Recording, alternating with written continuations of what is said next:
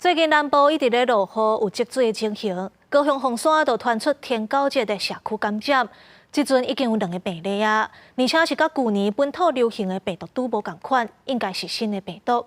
目前卫生局已经去社区喷药啊。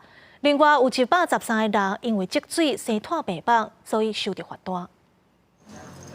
区公所人员是请民众把积水容器倒掉。这几天高雄常常落雨，即马嘛憋出高雄今年热天以来头一个天狗日群聚的疫情，一位20几岁查甫人住伫凤山顶北里，初一确诊，第二个是伫共区伫卖场做工课70几岁查某。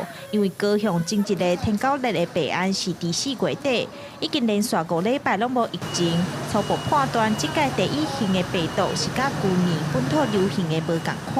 那研判与去年的流行的病毒株不同，那也研判应该是新一波的病毒入侵所导致的社区群聚感染。卫生局研判，因为这个卖场边啊是一大工地，内面有积水，而且侪真侪水处，加上这几天落雨，蚊仔高生炭，目前已经针对顶北里甲武昌里来喷药啊。民众嘛讲，因为病人就伫卖场做工课，恐惊接触的人会足多，干来当配合喷药啊，控制疫情卖过炭。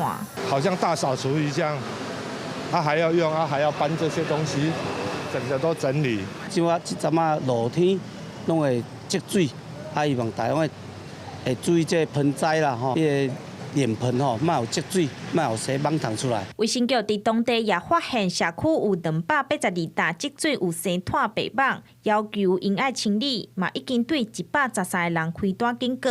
高雄今年本土天狗日病例已经有136例。记者钟义辉、邱兆勇高雄报道。